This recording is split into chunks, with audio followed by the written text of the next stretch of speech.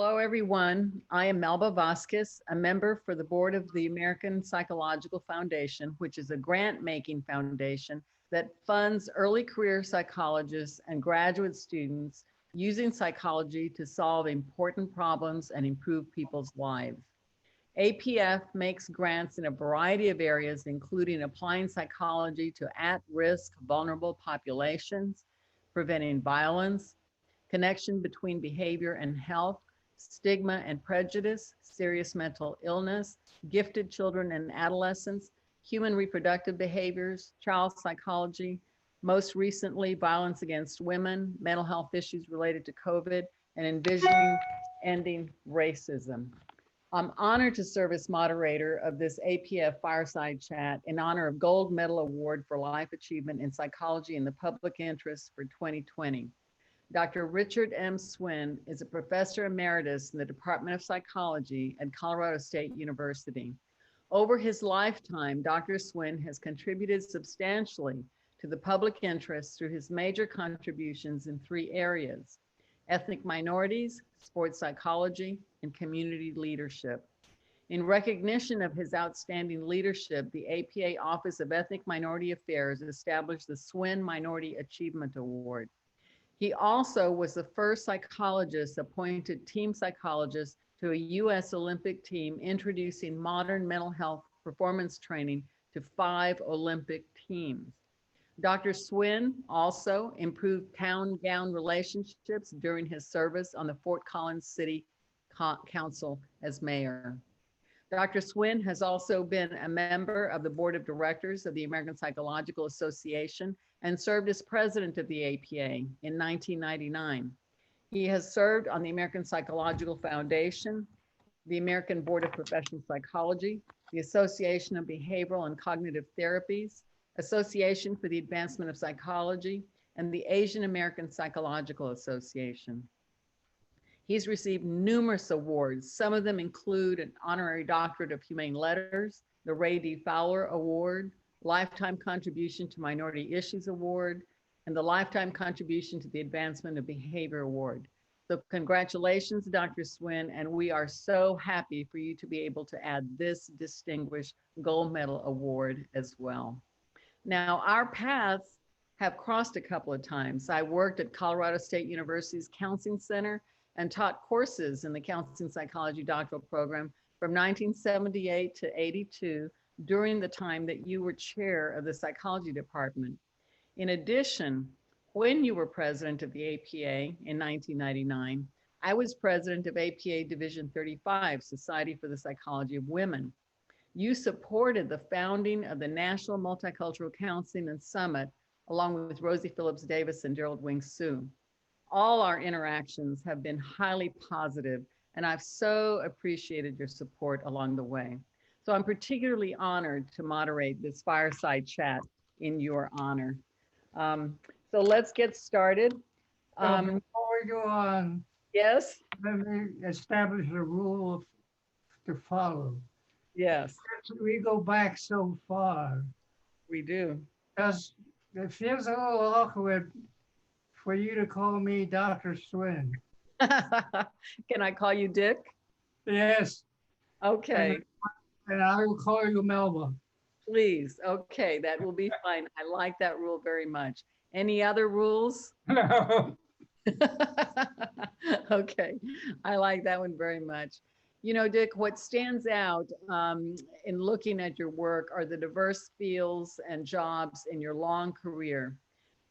You've made major contributions in behavior therapy, in sports psychology, minority issues. How did all this come about? Well, I really don't know. I just sort of followed my nose. But for some reason or other, there have been various times in which things kind of happen at the right time. And I can give you some examples of these kinds of events. Starting in high school, for example, when I was early as a freshman, I was pretty much isolated from the others until one day out of the blue sky, one of the teachers came up to me and said, "Let me introduce you to the camera club." He then led me over to some barracks that were left over from the World War II and opened the door, and there was an array of photographic equipment and supplies. I instantly fell in love with it and was able to learn how to do everything that was possible when there was a camera nearby. I, I became so useful in this activity that I became the photo editor for our album, which led me to be probably the most popular kid in the block because I always carried a 4x5 camera. That's like the one that they use in the press corps. And people, whenever they saw me, knew instantly that I would be taking their pictures if they were nearby. So I became very popular. It's too bad that I went to a school that was not co-ed because I would have loved the interaction. Another incident or example of how things sort of happen is a conversation I had with one of my classmates from graduate school, probably 20 or 30 years later. He came up from Claremont for a visit, and we spent the day together riding around Fort Collins. What did we talk about? Well, we got into an argument. He was following the premise that being departmental chair was the only way to go in academia. I followed the premise that that was the worst thing that one could do because you lost your identity as a teacher or faculty member. By the end of the day, each of us maintained vigorously the same position as we did in the morning. I frankly agree that I was a little bit afraid of being an administrator because of finding the possibility that I could not handle two tasks. One is the budget. I'm not a numbers person, and the concept of running a major budget was a little scary. The other was giving somebody bad news or negative feedback as a part of the evaluation process. Some people are very good at that. I didn't think I could do that. As it turns out, what happens at that point was that our ongoing departmental head transferred to become an assistant dean. So that experience allowed me to become the acting or interim chair and gave me a true test of what I could do with the budget, which was I was able to handle it well. and what I can do about feedback. And I was able to convince or confirm that I could do that as well. So that was a second example of things happening just at the right time. Third example has to do with how events affected my working with eventually the Olympic ski teams. What started this all was a client that I had. I used to see clients that were interesting. And this client had just finished recuperating from throat surgery. His surgeon claimed that he was fine and there was no after effects. He claimed that he had an after effect, which was that his throat would go weak, his vocal cords would become weak when he presented to, he was an executive when he presented program information in a public audience. The premise was also that there was an anxiety block, but in working with him, I could see no signs of tension or difficulties.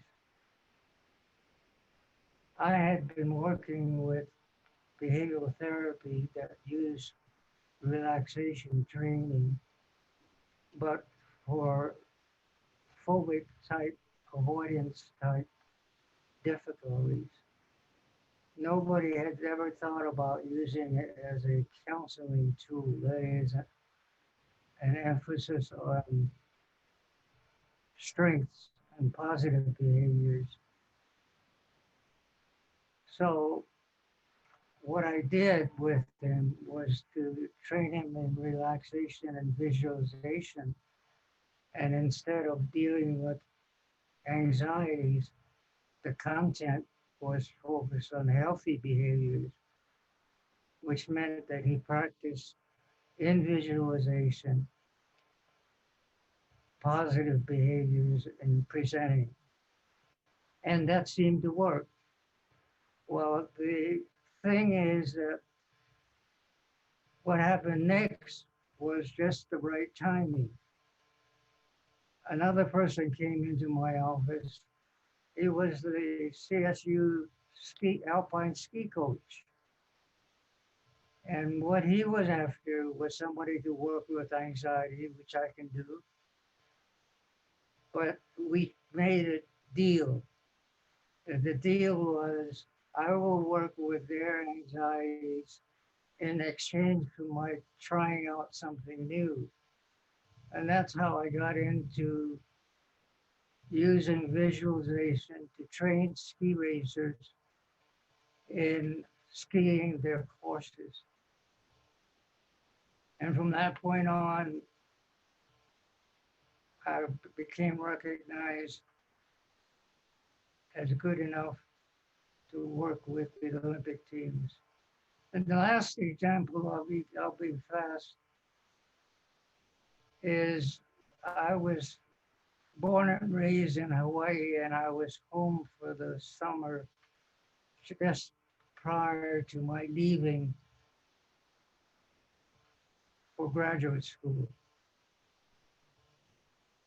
I had 2 days left before I caught a plane and was invited to a social gathering by one of my friends.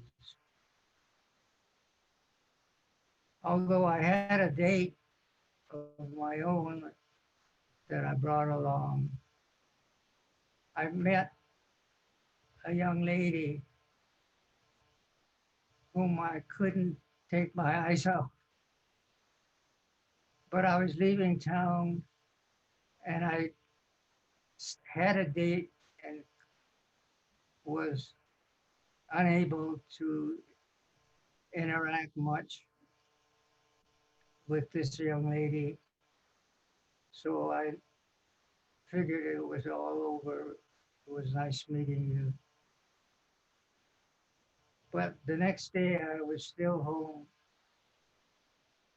and took a chance at my best friend, who was very sociable, possibly had this lady's telephone number. As it turns out, I called him, managed to pry out her telephone from him, called her, and went on a date the night before I left town. That woman has been my wife for 60 years. So there was the right time, the right place, and the right person. So I cannot explain these occasions, but that's how I got involved in so many different activities. That's wonderful. That's wonderful. What I hear you saying, Dick, is that you had a number of different opportunities that you learned how to make work for you. When you were isolated as a freshman, you were exposed to cameras, and you made that an opportunity to become a popular student with the camera for the yearbook. When you were a faculty member and considering being chair of a department. And it's also interesting to me that your fears are probably the fears of most people, and that is having to work with a budget and having to give bad feedback, having to manage personnel, especially faculty members, and that you took advantage of being interim chair to try it out, to try it on. And that when you worked with a client around anxiety on that post-stroke surgery, you took advantage of the opportunity when you were invited to work with anxiety with the Olympic team to try out visualization. So, and perhaps the most important was the opportunity to meet and marry Grace, even though you were leaving for Hawaii. Is that right? I was leaving for graduate school. Leaving for graduate school. That's right. That's right. So it's a very important theme that you're talking about, and that is knowing how to take advantage of opportunities that present themselves to you.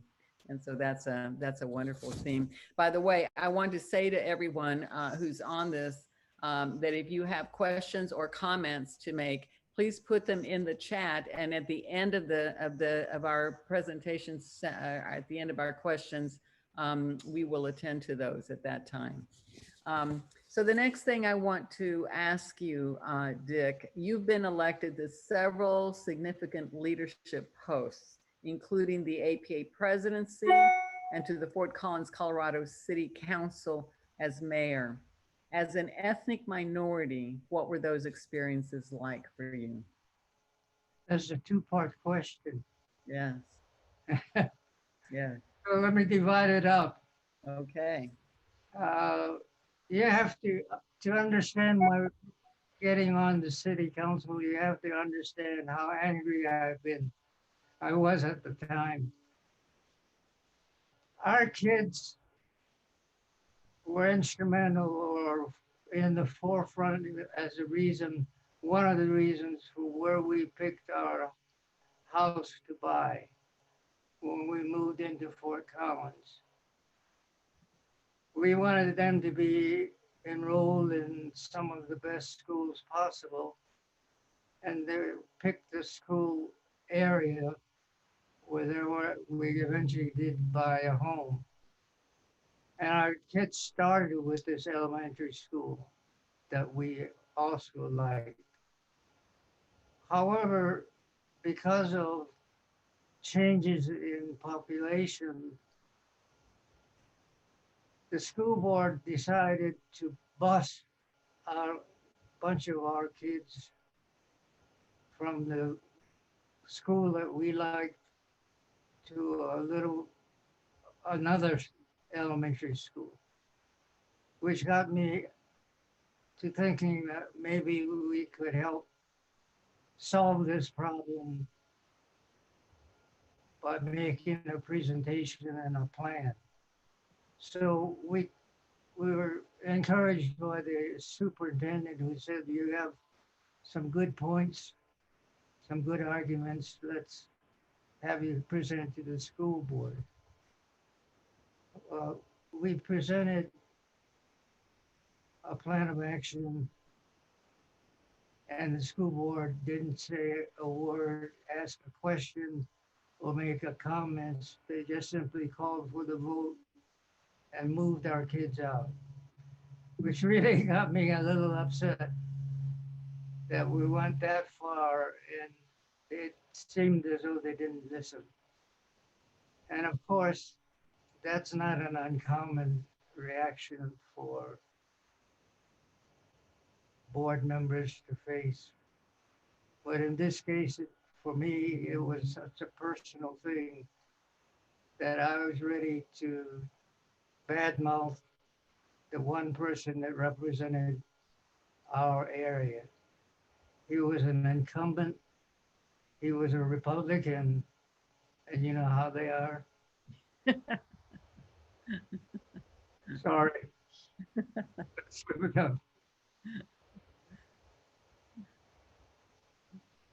So I ran for the school board, of course,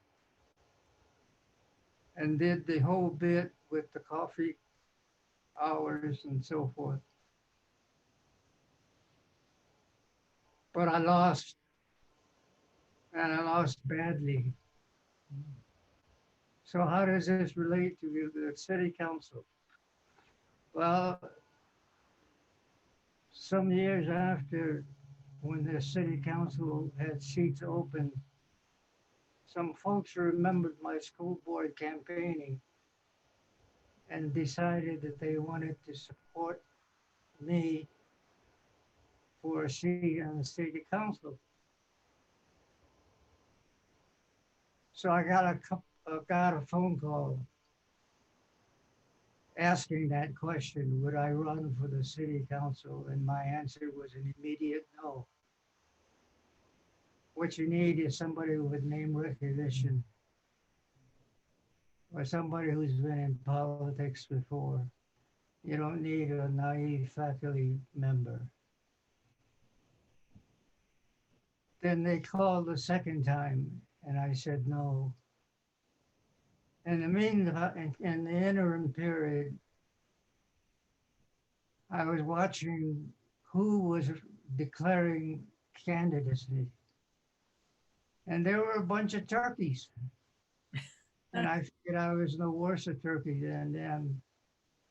So I decided if I got a third phone call, I would run, which happened. Some of the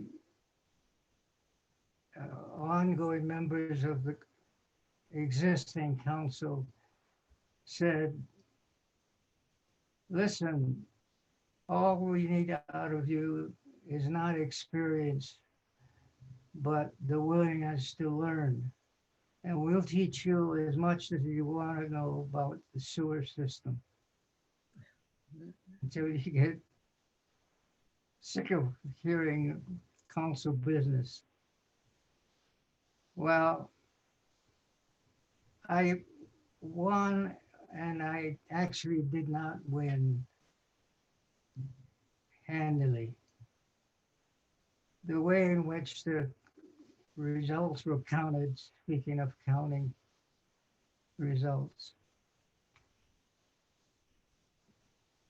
they counted the ballots in a back room and sent a runner out to the audience area to write on a blackboard the results for each candidate.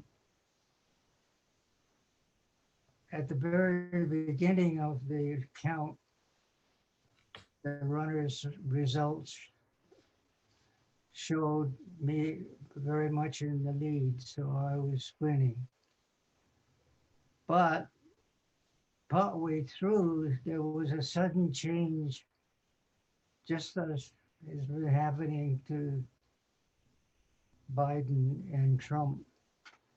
It was a sudden change whereby I started to be in the losing, and the other candidates, one of whom was popular, was gaining on me. So I started to worry about whether the results would be in my favor or not. What did happen though was that I won, and I won handily. And what was the scene that where I was losing was because the runner reversed the order in which he reported the results.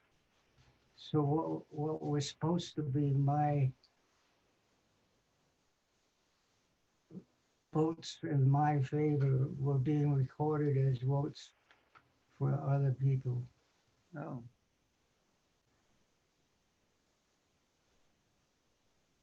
That's the story on the one side of the city council. And regarding the city of Fort Collins, you really asked the question about what the experience was as an ethnic minority. Do you remember when you were in Fort Collins, how the population was essentially a white Anglo population? I do. In spite of that, I had very few experiences that were racist.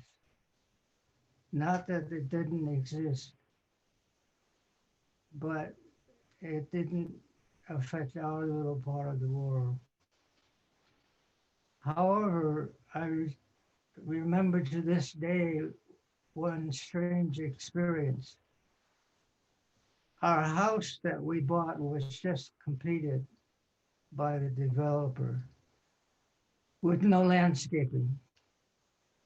So one of the early things that I said about doing was to clean out the weeds in the front driveway. On one sunny day while I was doing that, a car comes up, pulls over next to me. The guy looks at me for a long time and then finally says, "Are you the gardener? I'd like to hire you." Yeah, That was yeah. that was my I was so shocked that I couldn't say I'm the owner. Right. The other thing that I remember from the council years is how interesting it is that some words can change by themselves complete attitudes. When I was elected to the mayorship, before that, I used to be referred to or addressed by staff members by my academic title. So they are always referred to others as Mr. or Miss, whereas when they talk to me, they always said doctor. Until I became mayor, in which case overnight, the term Mr. Mayor was substituted. And along with that substitution, there was a change of feeling of respect and value just because one fit a new role. I never forgot that, and I always enjoyed it. And about APA, my entry to APA was serving on the first year of the new Board of Ethnic Minority Affairs. It was always a pleasure with that group because Melba, as you probably experienced, when ethnic minorities, it doesn't matter of what sort you are, get together, there's always a sort of a personal bond that's sharing that kind of background. So that this first group that I was elected to serve with got along famously and participated equally in the discussions. I was fortunate that the staff person who staffed our group was an experienced staff member. He gave me my first piece of advice about meetings. He said, "You're a new board to the association. You're a new minority board to the association. The eyes are focused on watching how you all do. So it is easy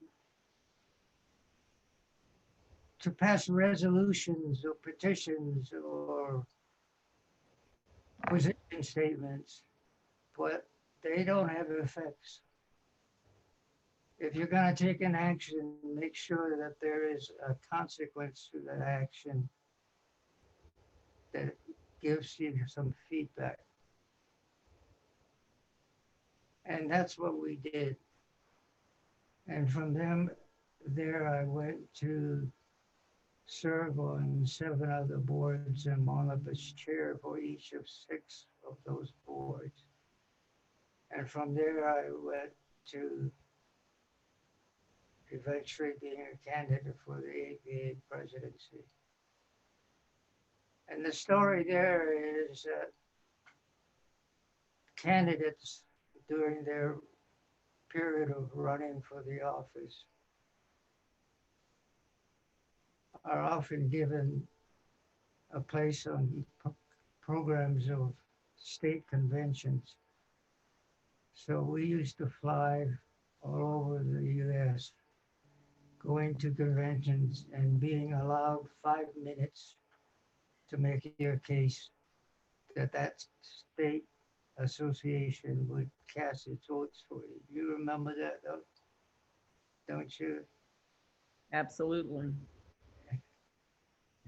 Well, and the 5 people that are candidates all banded together to give their speeches, their 5-minute speeches. One of the candidates that was a cohort of mine actually objected to me privately that I was referring to ethnic minority issues.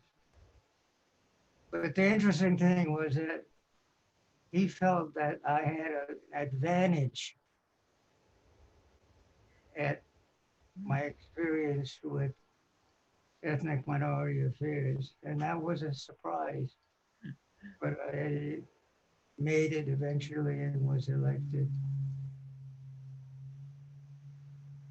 That's funny. Well, that there are certainly some interesting experiences one has as a person of color in negotiating those experiences, those events. You know, you've been viewed as a role model for ethnic minorities. What advice do you have, Dick? Well,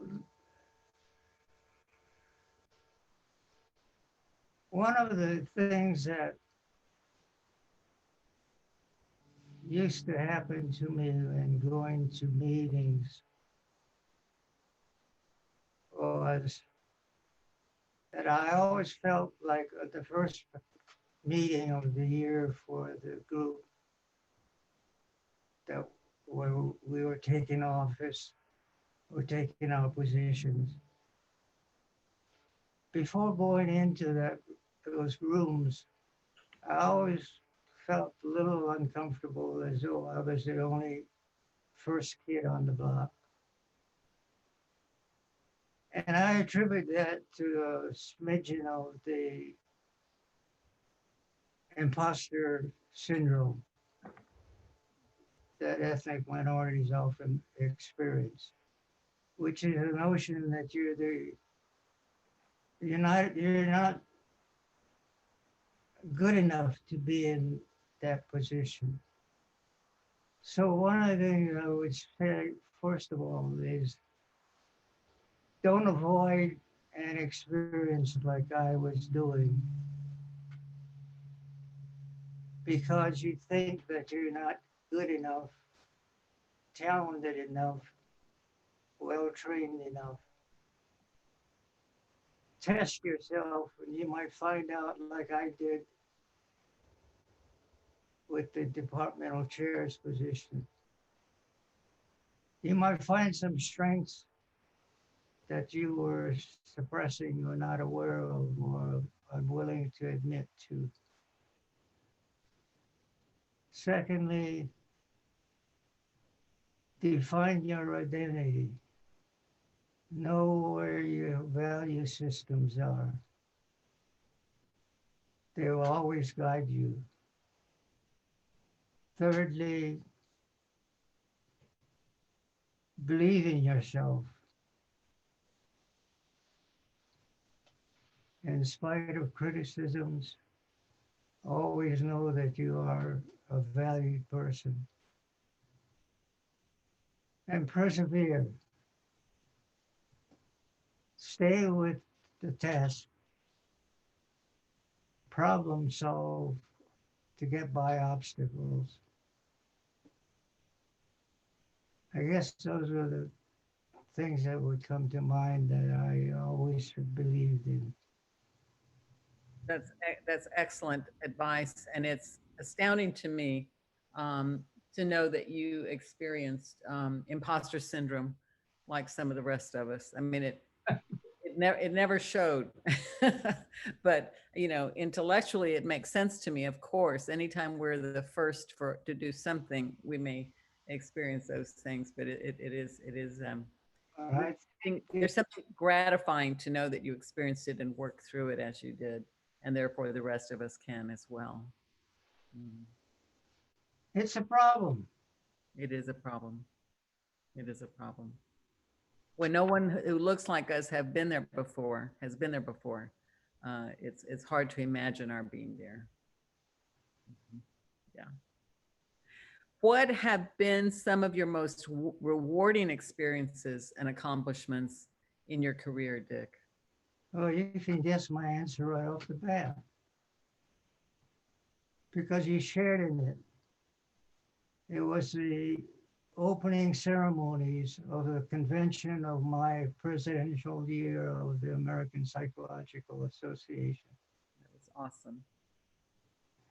We wanted to celebrate ethnic minority issues and empower ethnic minorities as part of this opening ceremony.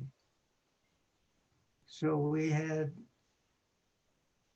as normally is part of the convention, a musical array that included a strolling Mexican band, a gospel choir, which was even at that point multicultural in nature.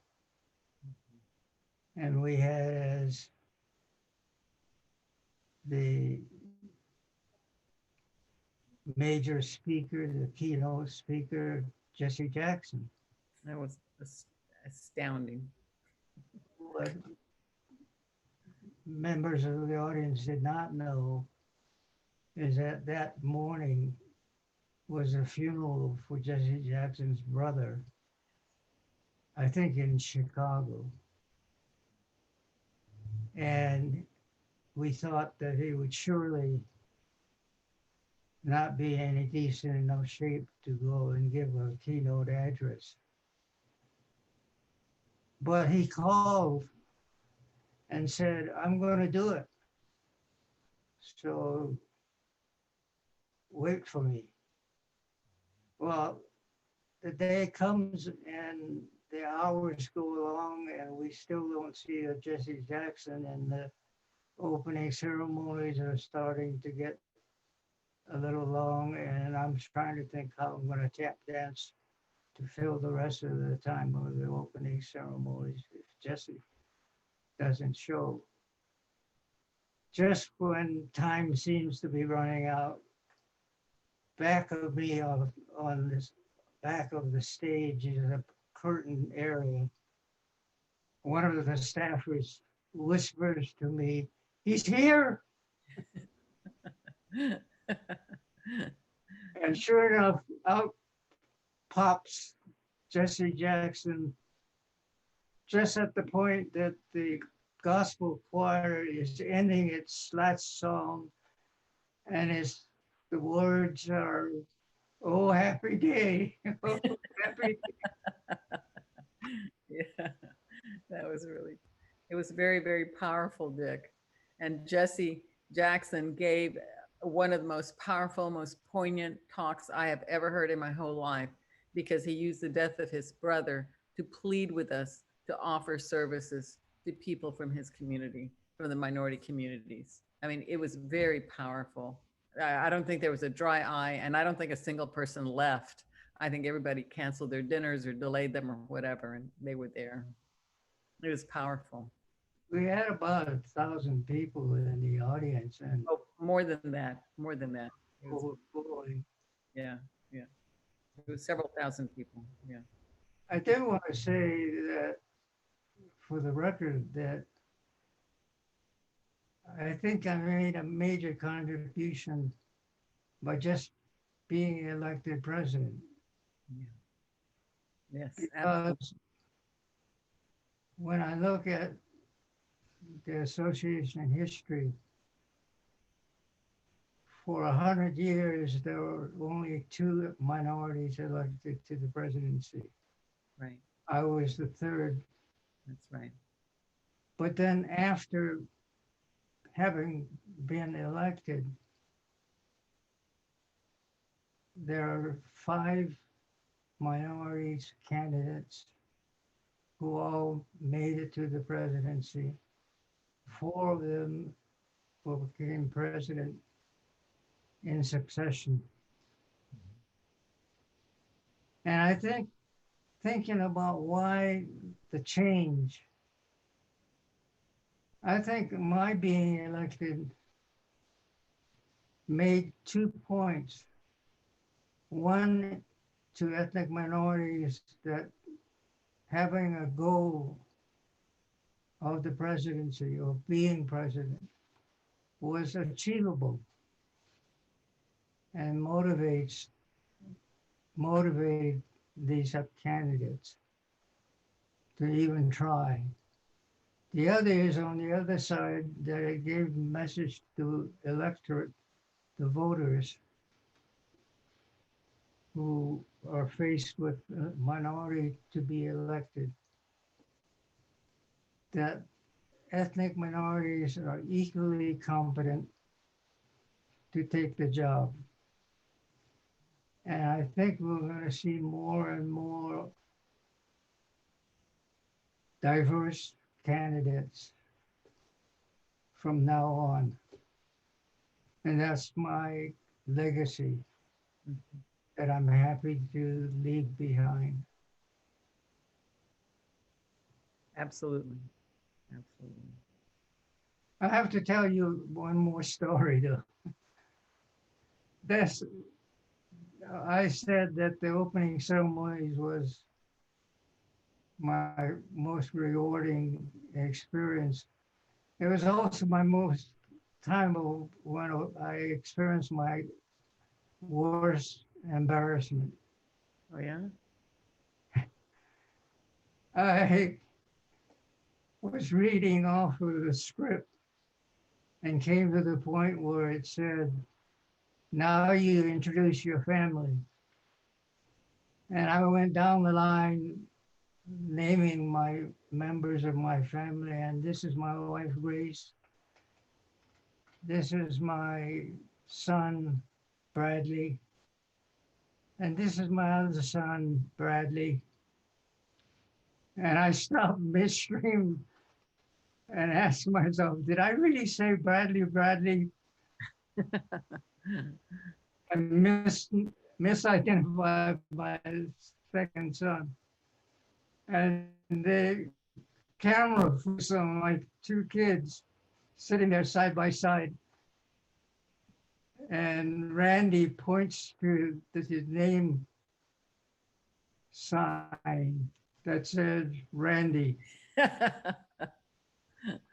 It's very embarrassing. Were you able to correct it at the time? I don't remember that happening. Thank goodness. Okay, good. That's funny. Anxiety. You remember the role of anxiety in our ability to function at times. Yeah, Well, I was so focused on the fact that I had a script, so that's right. That's right. what I was saying was written in front of me. Is there anything else you would like to say about the field of psychology from your current perspective after all these years, Dick? Well, I've been a faculty member nearly all my life, and I actually miss the activities. But what I'm struck by is the growth of neurosciences. That's become a major field and a major part of departments.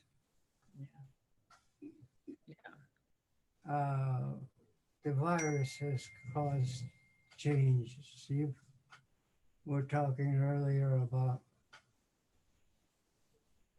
how you see your clients through Zoom. Mhm. So changes are already occurring. Yes. Teletherapy is no longer a no-no. Right. Mhm. On the teaching side, it's long been evident that high school students can take and pass advanced placement courses that are equivalent to that they would take as an undergraduate. So given that the level of a course topic has been shifted more and more from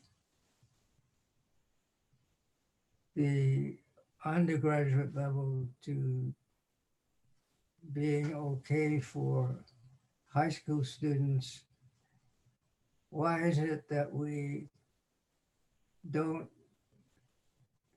just move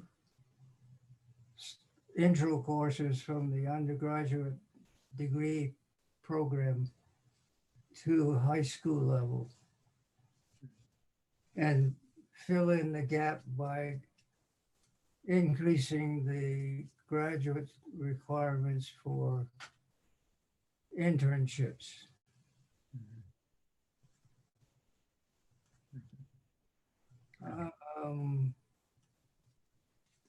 What else? Well, is there anything else you'd like to say about yourself from this vantage point or this stage in life, Dick? We have about 10 minutes. Okay, I'll do it in 5.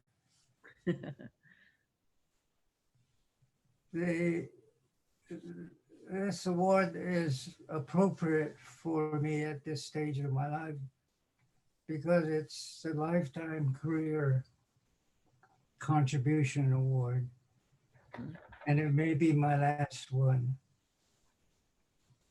My neurologist has diagnosed me as suffering from the effects of Parkinson's syndrome, which is a progressive disease which has no cure and for which very little is known. It's the same disease that I might recognize as the one that Michael J. Fox is dealing with.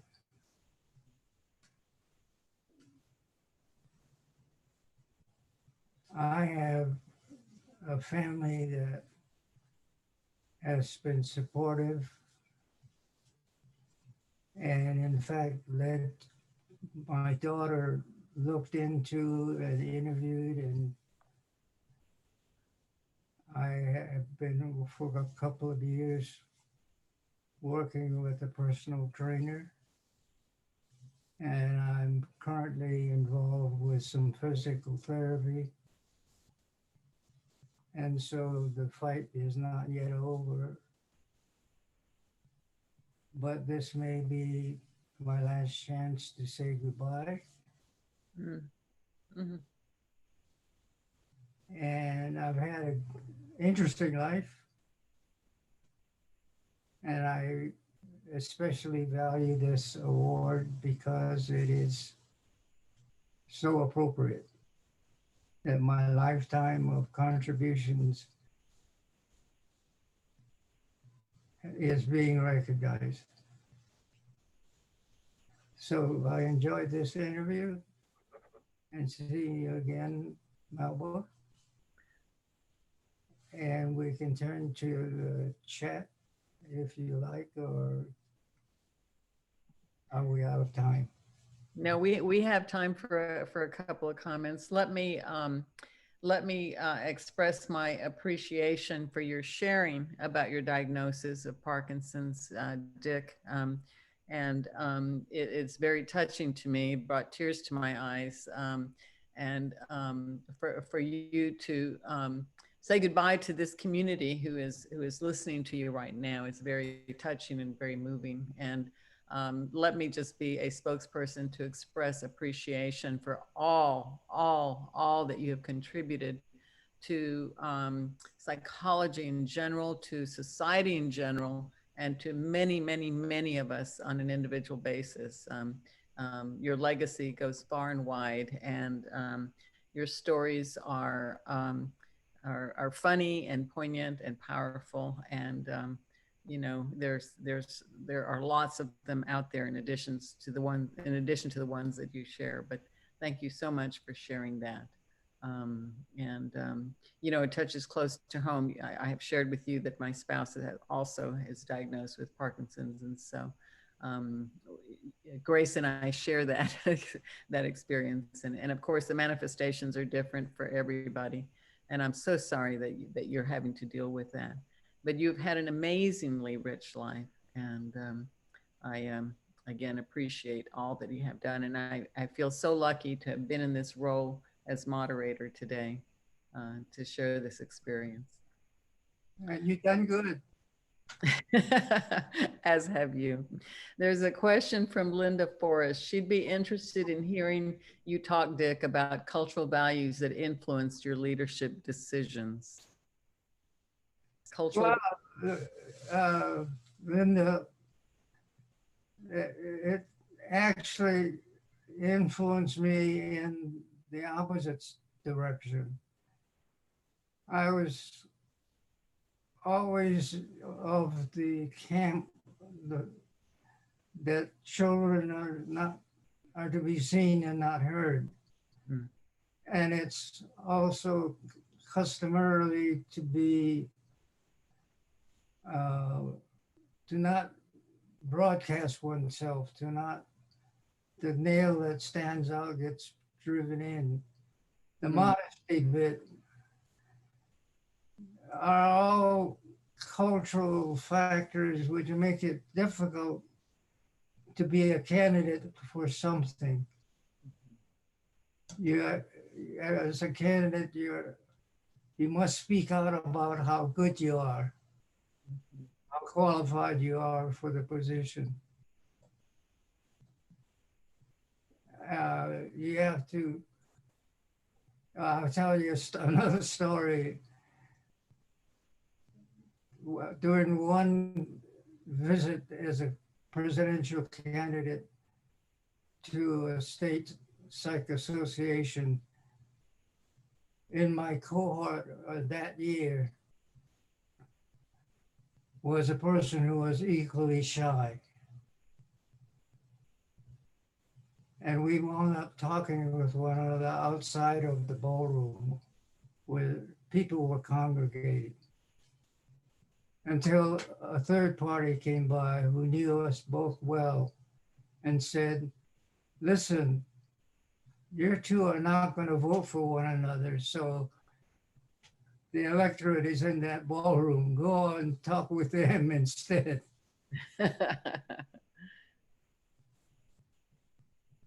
So you had to get some encouragement and mentoring to articulate your willingness to stand up for leadership. And you had to push past that cultural value that says, do not stand up, do not show off, do not voice too much. Yeah. That's right. I think you've done a good job of empowering yourself to stand up, but in a way that's respectful and thoughtful and careful. And so I think you've incorporated some positive aspects of the culture in your leadership. Yeah. Yeah. There's a comment from Pat DeLeon that says, aloha, very nice. Yes, yes. Yeah, Pat, I guess you and I, at this point in time, would love to be back in Hawaii. Yeah.